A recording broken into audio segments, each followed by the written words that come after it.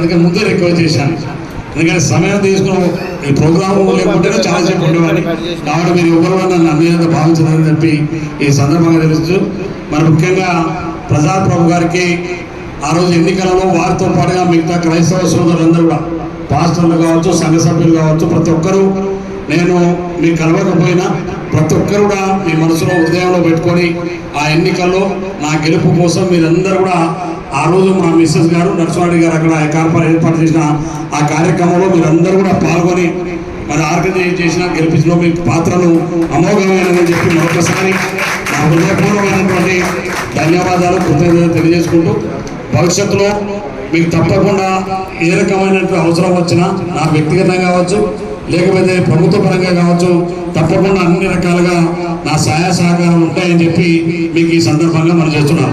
ప్రత్యేకంగా మరి ప్రసాద్ ప్రభు గారికి మరి కార్యక్రమాలను ఏర్పాటు చేసి మీ అజ్బాబ్లో మా కృష్ణయ్య గారు మరి నిన్ననే నాకు హైదరాబాద్కి వచ్చి కార్డు ఇచ్చి ఆహ్వానించినారు. నేను తప్పకుండా వస్తానని చెప్పినాను.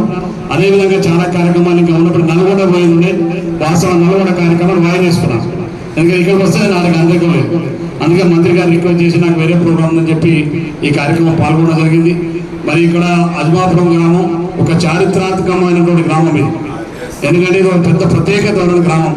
ఇక్కడ నుంచే గడ్డపల్లి నారాయణ గారు, జానారెడ్డి గారు మామగారు మరి శాసనసభ్యులుగా 2 పర్యాలు, మరి అదేవిధంగా పెద్దలు స్వర్గీయులు టి దామోదర్ రెడ్డి గారు ఇక్కడి నుంచి పార్లమెంట్ సభ్యులుగా, ఇవాళ ఈ ఊరి గ్రామానికి సంబంధించినటువంటి మనవడ మరొకసారి పార్లమెంట్ మెంబర్గా, మరి వారి ఇంకో ఇక్కడి నుంచే మరి అదేవిధంగా జానారెడ్డి గారు అనేక పర్యాలు ఈ జిల్లాకు, ఈ రాష్ట్రానికి సేవలు చేసినట్టు. అంటే అంత చారిత్రాత్మకమైనటువంటి గ్రామం.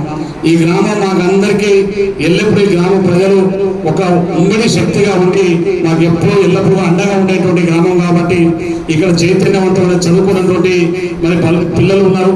వాళ్ళందరూ కూడా చాలా మంచి మంచి స్థాయిలో ఉన్నారు, మంచి కోఆపరేటివ్గా ఉన్నారు. మన ఒక లైబ్రరీ కూడా ఓపెన్ చేసుకున్నారు. ఈ గ్రామానికి కావాల్సిన అభివృద్ధిలో తప్పకుండా నా పాత్ర ఉంటుంది.